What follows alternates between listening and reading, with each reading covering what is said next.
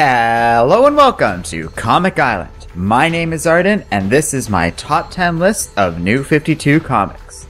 With Rebirth firmly putting an end to DC's big New 52 run, it's left me looking back on the whole experience with mixed feelings. This reboot of the DC universe was met with a lot of criticism and fan backlash over the years, some of which I feel is deserved and some of which I feel is kind of unfair.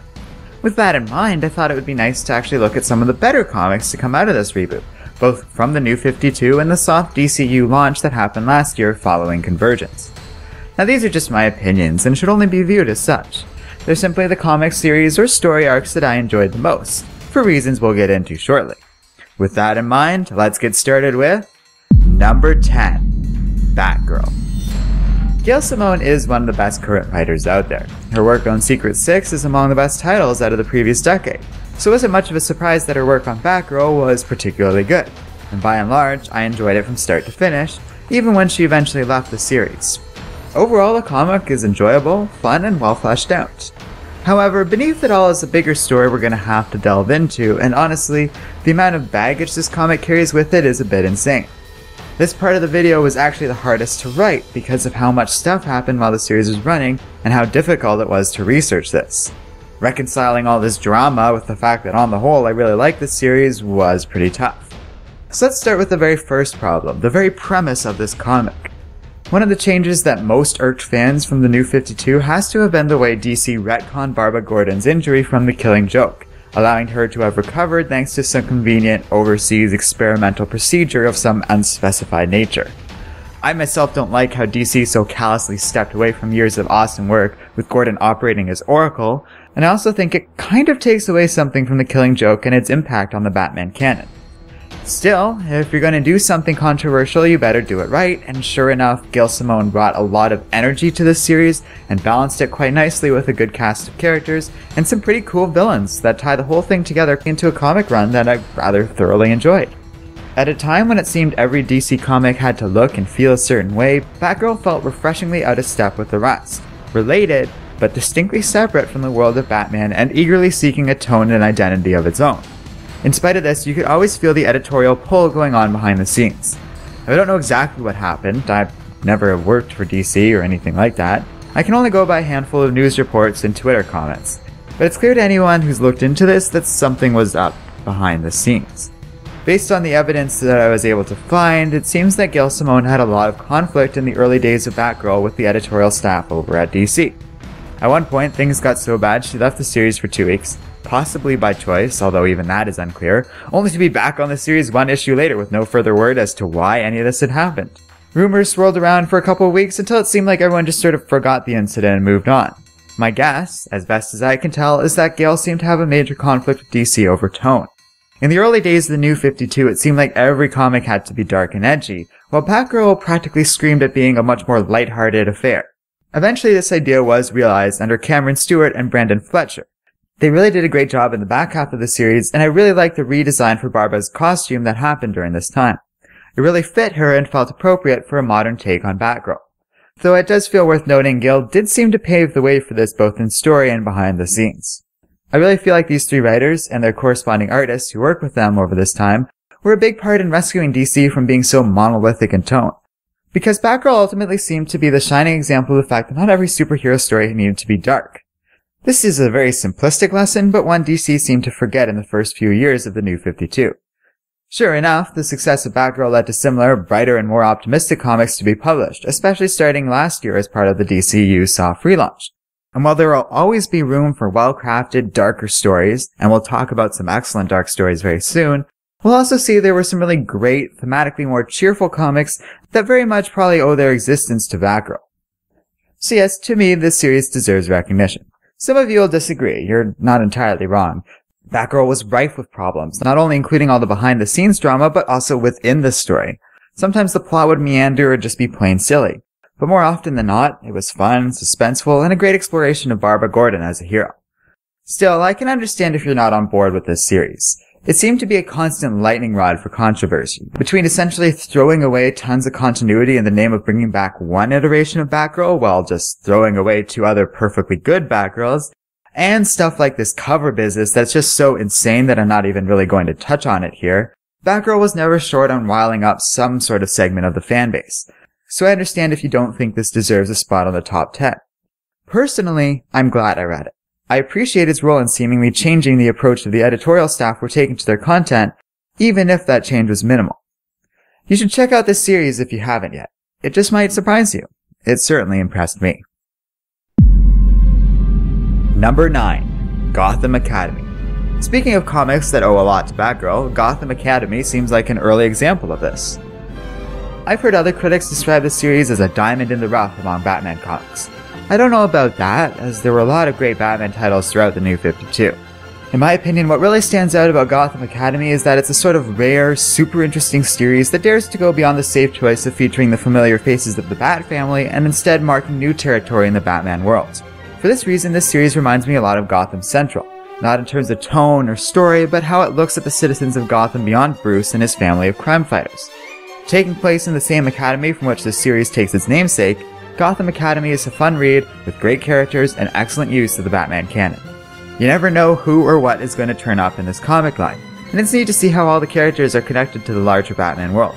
I like this aspect of the comic. Factoring in all the things that happened throughout Gotham's history, it makes sense that many characters would have connections with different factions and groups throughout the city. This idea is used quite effectively by the creative team. Brendan Fletcher shows up once again as writer, unsurprising given his consistently talented work. And with Becky Cloonan co-writing and Carl Kerschel drawing, Gotham Academy has been relentlessly great and comes quite highly recommended. This comic is a lot of fun with trying out new things and being bold and experimental. Right now they're doing a crossover with Boom Studios' award-winning Lumberjanes. There's a lot of fun comics here to check out. Number 8. Wrath of the First Lantern. Yeah, I wouldn't worry about all of these being indie peripheral darting. Some of these are going to be big and broad epic action pieces. And we're going to start off with Geoff Johns ending his legendary run of Green Lantern. Not everyone liked his work with this character, especially with his choice to develop what has come to be called the Skittles Corps. But I have always enjoyed it myself, from the energetic, early days of Green Lantern Rebirth, all the way into the frantic fun of Blackest Night, and right into the New 52, where Johns brought his time to the Lanterns to an end with this story, Wrath of the First Lantern. It's best enjoyed if you actually go through the Green Lantern comics and get into the build-up of the story and reach this point naturally. But in short, the story is about how the Guardians of the Universe released the very first Lantern, a being called Volthoom, and he is none too happy. He proves to be a threat to all existing Lantern Corps, so they are all forced to come together for a big, massive battle. It's epic, entertaining, and though I don't want to give away why, Wrath of the First Lanterns affirms Sinestro as one of the biggest, best characters of the entire New 52 universe. It was great, and if you're on board with John's interpretation of the Lanterns, this story pays off wonderfully. But only if you're willing to work your way through at least some of the Lantern comics over the years, particularly Rebirth, the origins of the other Lantern Corps, and the comics that immediately precede this first Lantern business. I'm also going to give this spot to this particular story instead of Green Lantern as a whole, because in my opinion this series really took a step downwards in quality after Johns left. I was never a fan of using the Lanterns as a bland metaphor for environmentalism, and for a while, at least, that's all the Green Lantern seemed to be about following this story. Still, Wrath of the First Lanterns was fun while it lasted, and the way I see it, it was one of the best comics to come out during the New 52. Number 7. Injustice, Gods Among Us. We here at Comic Island sure love our Injustice. This was the series that helped put our mark on the YouTube world, but it's also a great comic on its own that definitely deserves some recognition.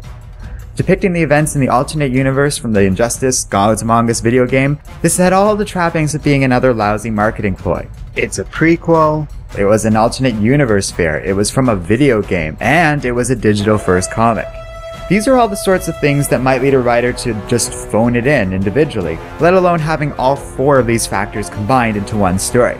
Injustice, on its face, had no right or reason to be good. Which means the fact that it's awesome and one of the best things to come out of the New 52 all the more impressive. Tom Taylor and a small group of artists managed to create a very balanced story with high stakes, epic action, and excellent character work. We've talked a lot about this series at this point, though I will note that it is mostly years 1 to 3 that have the best content. Though year 4 was flawed in a few small but vitally important ways, while year 5 is still wrapping up, both were enjoyable even if they weren't as perfect as the first 3. It's really cool seeing an unhinged Superman that the rest of the world has to permanently deal with. We've seen Clark go bad in many other comics, but those are usually just one-off stories. Here we get to see this disturbed Superman live on Earth for years and years, and the end result, with its widespread effect on the entire superhero community, is nothing short of excellent. For all the epic greatness of Wrath of the First Lantern, in spite of having significantly less build-up, Taylor actually managed to top that battle with the Green Lanterns facing off against the heroes of Earth in year 2. Throughout this series, a lot of great action is executed very nicely. There's also many moving moments with various characters throughout the years of the series. The arcs that Harley Quinn, Black Canary, and Constantine go through are all great examples of this. All told, Injustice was a surprising treat. I've heard some people say this technically is not a New 52 title, though I don't see how.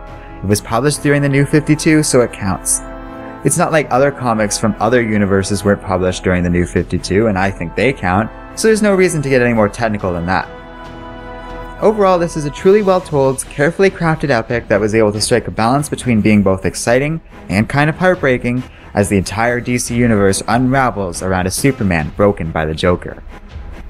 It's simply among the best the New 52 has to offer, and if you haven't read this yet, you're missing out. Number 6. Swamp Thing. Working with Swamp Thing is always a tough prospect. After all, it's hard to walk in the footsteps of giants, and nobody quite leaves shoes to fill as big as Alan Moore. And as much as I enjoyed Moore's imaginative, thoughtful work on Swamp Thing, Scott Snyder, Charles Soule, and Len Wein proved they had a lot to bring with the series. Starting off with Snyder, followed up by Soule, and later taken out by Wein, these writers did a lot of great work with this comic. This series depicts Swamp Thing's efforts to serve the green, the embodiment of plant life, and maintain its precarious balance with other domains of nature. The Swamp Thing series does a great job at balancing the imaginary, vivid world of the green with a more touching, underlying love story, and the despair of someone who can hardly even call himself human anymore. It's a nice series with all sorts of cool ideas, and one I very highly recommend. Len Wein, the original creator of Swamp Thing, is also doing really fun stuff as the current writer of this series. It's a high-quality comic overall, and you should totally check this one out for yourself. Number 5. Animal Man. What can most definitely be viewed as a companion series of sorts to the Swamp Thing, heck, at one point these two series cross over so heavily you can't enjoy one without the other, Animal Man features Buddy Baker, a man able to gain the powers of any animal that does or has existed. He is able to do this through his connection to the red, a similar spiritual force to the green, which powers Swamp Thing, but while the green represents the flora of nature, red represents the fauna. The resulting connection and apparent disparity between Animal Man and Swamp Thing led to some really creative work on the whole. This angle was explored most thoroughly during a crossover, where the two heroes are forced to deal with the Rot, the personification of death and decay that threatens to consume all life on Earth. It's a fascinating story, and Animal Man writer Jeff Lemire worked with Scott Snyder to make some truly astounding content. Just, whoo boy, do things get insane in this comic. In the end though, Animal Man edges out Swamp Thing on this list for two reasons. First, the depiction of the Rot and several other supernatural characters is terrifying. I've never quite seen imagery like this before. It takes that classic Lovecraftian look and adds all sorts of gruesome, animalistic details to make for some pretty excellent horror content overall. Yeah, this isn't so much a superhero action piece outright, as it is more of a well-made horror comic featuring one family. Artist Travel Foreman's work here, for the record, is some of the best and most creative art in the entire New 52. The other reason it beats Swamp Thing is that fundamentally this is a story about Buddy and his family, and Lemire does some excellent work at that. Every member of the Baker flock has something to offer the story, while it keeps the weird supernatural craziness firmly grounded in reality. This helps to not only explain things to the audience, but also keep things feeling real in spite of the fantastical elements of the story. But the family does more than that. They're all appealing in their own right, which is great and really helps breathe a sense of life into this comic. You know, it's a good sign when I'm confident Lemire could have written an entire issue about Buddy's stepmother, and it still would have probably been pretty awesome. Animal Man is also a good example of the DC plan to integrate the Wildstorm and Vertigo universes into the New 52. This series hailed from the Vertigo line, and Lemire did a great job at making its integration into the larger DCU feel not only natural, but as if he's always been there. The series ran for a good 20 plus issues before Lemire and DC did something rare and agreed that the story was told and it was best to end things there. That's really admirable, and I have to say I enjoyed the time we got with these characters. From start to finish, this was a great comic. And as long as the whole idea of body dysmorphia doesn't get you too much, I urge you to check this series out on your own. Number 4. Justice League Origins. I love Justice League Origins. Let's get even more specific. I think Origins is one of the best Justice League stories ever told. Depicting the founding days of the New 52 Justice League, this is the story of Darkseid's invasion of Earth, and the heroes that came together to stop him. It is unambiguously my favorite origin of the League, and on balance, a great story overall. I like to think of this as the current best equivalent to Marvel's Avengers movie. It's a simple story that features a nice balance of characters, each of whom have their own introduction and get a little bit of time to try out their powers against one another before the big battle against the oncoming alien threat. The two stories are, on a very basic level, similar, but each original in their own rights. What they have most in common is the simplicity behind these stories, and that's what makes them so effective. There isn't some big, complicated plot. It's just a villain, his army, and a team of heroes out to stop him. For something that's introducing a team to an audience, it's perfect. Everything a good superhero story should set out to do. There's excellent use of everyone's powers and abilities, a ton of characters have great moments and dialogue, and it sets the groundwork for everything to come without spending too much time on foreshadowing new content. The focus is on the story at hand, and that story is all about just having fun. So I love Justice League Origins. Jeff Johns does some of his best writing here, and Jim Lee, as always, does phenomenal work with the art. Unfortunately, I think only Origins deserves the spot, especially so high on this list. Though I enjoyed the Justice League series, I remember after reading Origins, I was so pumped on this comic and then so disappointed when the following issues jump ahead by 5 years and everything gets super muddled immediately. A ton of new characters are introduced but never really fleshed out. Then, I got all excited again after Forever Evil, with Lex Luthor and Captain Cold joining the team, but this didn't feel like it made any long-term impact on the story, and instead we just got swept up into the Darkseid War, which, well, let's just say I'm glad Joey was covering that particular story because I was totally lost by about halfway through. Justice League did have some great moments during its run, but to me, it's Origins that worked best and deserves the most praise. It's a great comic and a very effective way to kick things off with the Justice League. It's also, in my opinion, the best sign for Warner Brothers in their recent decision to put Jeff Johns in the co-creative seat for the cinematic universe. Because Origins is the perfect blueprint for the Justice League movie DC basically needs to make if they want to mount some actual competition with the Marvel Cinematic Universe. Every beat and scene of this comic is exactly what would make for a solid introduction of the League, and I know this for a fact because they pretty much have already done this with the animated feature Justice League War, and that thing was great! Anyhow, this is easily my fourth favorite DC comic of the New 52. So let's move on to number 3, Azzarello's Wonder Woman. I feel a little bad about this one, not because I don't think it deserves this spot, obviously I do or else I wouldn't have put it here. I just feel bad for ranking such a polarizing comic so high. Much like Batgirl, people either totally love Azzarello's Wonder Woman or completely hate it. It seems to depend on how much you can buy into the ideas being explored here. If you can, it's great, but if you're not into it, well, you could find yourself constantly questioning just what the hell you are reading. Calling Azzarello's run on Wonder Woman daring feels like a bit of an understatement. This guy took the character's decades-old origins and tore them down completely, reimagining the character from the Amazonian woman forged from clay as a gift to Diana's mother to the outright god of war. The series starts off by introducing Diana to a woman pregnant with an illegitimate child of Zeus, who earns the contempt of Hera, and from there, the adventure sparks wildly out of control into a massive epic that involves the entire Greek pantheon. Like I said, this comic really makes some robust changes to everything Wonder Woman. Controversy was bound to follow, as was the disdain of at least some fans. But like I said with Batgirl, if you're going to go for controversial, you better do it right, and boy was Wonder Woman done right. I love this comic's execution. Brian Azzarello pretty much makes every character well-rounded, from even the weird Greek god figures to the lowly humans that follow Diana around. Everyone has their own understandable motivations and behaviors, and Azzarello carefully works with them to build an exciting fantasy epic that at its core felt at home with Wonder Woman thematically. That's why I don't mind Diana becoming a god. It felt very fitting for her character, and feels earned within the story. Meanwhile, Chif Chang and Choni Atkins had some really cool designs for the Greek gods, and it was awesome to see their new interpretations of age-old mythological figures. It was great, on the whole, and I recommend you check this series out. Though, yeah, it isn't for everyone. A lot of people just aren't fans of the series like I am, while plenty of people find it one of the most definitive runs in Wonder Woman's history. How will you feel about this? Well, you pretty much are going to have to find that one out for yourself. So let's move on to number 2, and it's a big one.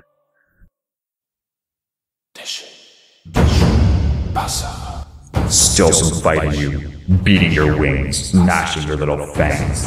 Do you know what owls do to their prey? This isn't what you want. You know it, I know it, and now they know it too. They'll always know. In the end, in the real end, the only ones left will be you and me.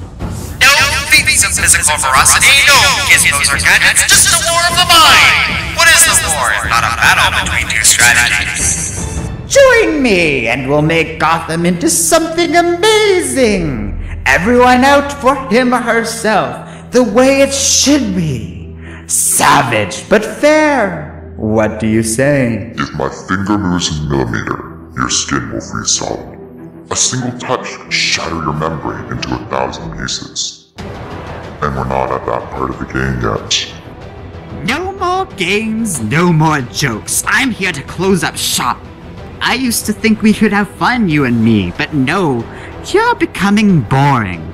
I guess I just know you too well. But here's the funny thing, me? You don't actually know a thing about me, do you?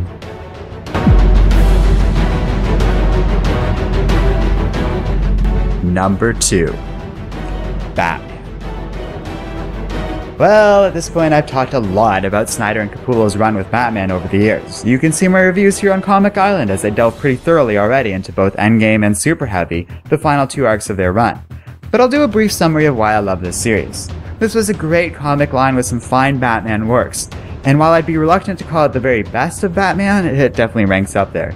From the way the Court of the Owls rather permanently changed Gotham forever, to the insane fun of Super Heavy, on balance this was a solid Batman from start to finish. No, it wasn't perfect, far from it.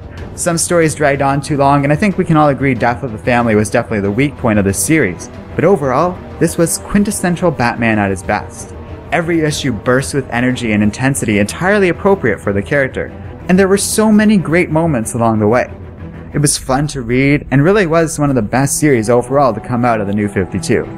It's nice to know that DC's biggest flagship title was able to maintain such a high level of quality, mixed with a real sense of authority in its direction and willingness to just go full tilt with every story and idea they came up with. For a while, this was a really easy choice for the number 1 spot. Or at least that was the plan. You know, Batman, in my opinion, deserved it and totally should have gotten the number 1 spot.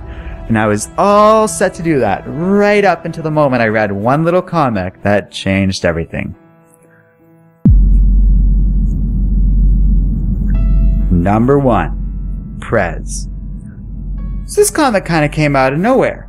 I had not heard of it when I started to make this list. In fact, the only reason I know about it at all was doing research for this video. Even then, I just found one passing reference to it in the corner of some blog. At least in the circles I follow, Prez wasn't talked about much or earned a lot of attention, which is a shame because I think it's the very best in all the New 52. Published last year as part of the DCU, Prez takes place in the future.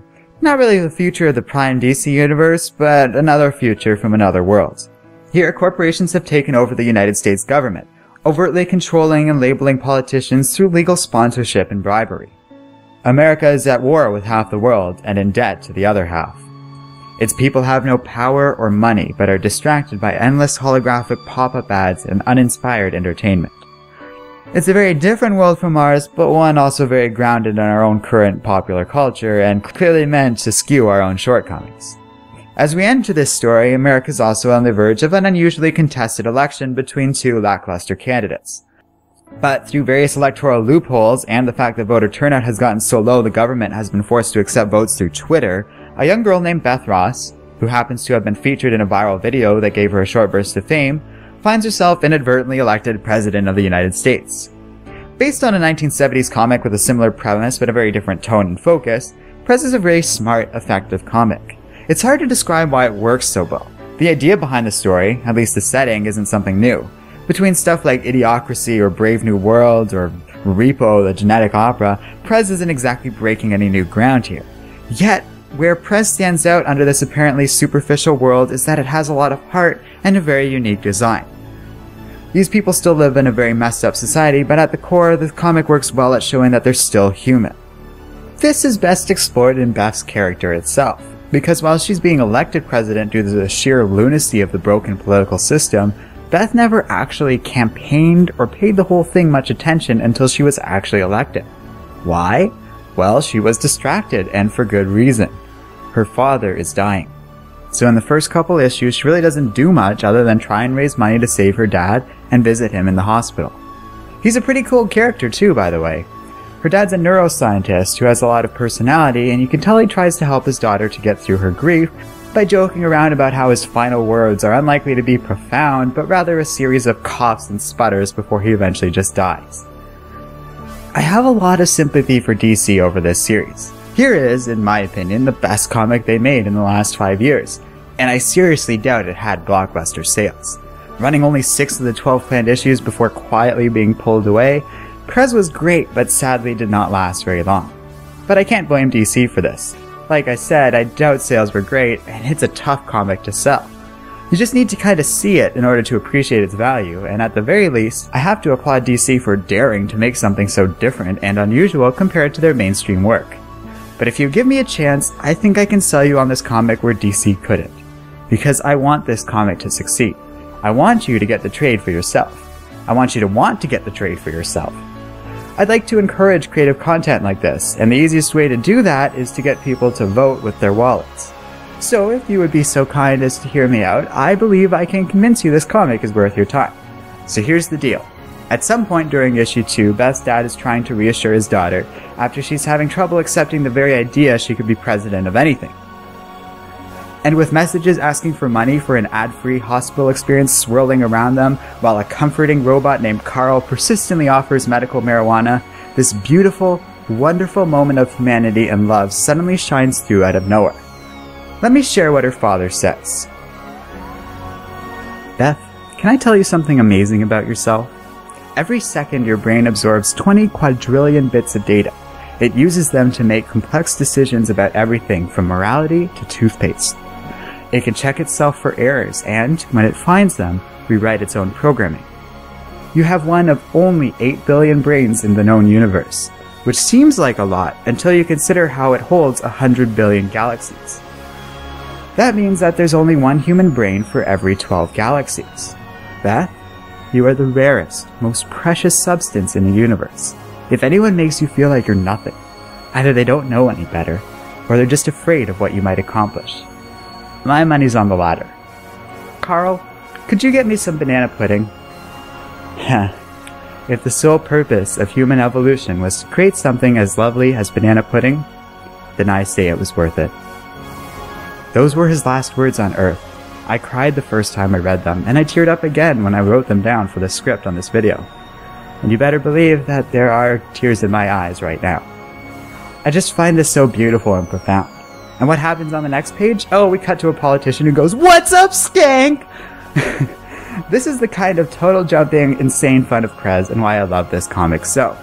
With Mark Russell writing and Ben Caldwell doing the art, these two created something truly unique. And with the level of quality and creativity I'd expect from a top-level Image comic. It's amazing this was published by DC, so I have to put it here. The comic moved me more emotionally than any other in the entire run of the New 52. And that says something, that means something, or at least to me it does. Whether or not Prez has the same effect on you, well, you can only find that out on your own. But to me, this was the very best. It didn't last very long, it was never very popular, but I love it the most. And that's it, thanks for watching. What are your favorite New 52 titles? Share them in the comments section below. Oh, and next, for everything I create, I must also destroy. Yes, we've covered the best the New 52 has to offer, so get ready for the worst. And while I go find some gasoline, don't forget to like, subscribe, and keep reading comics.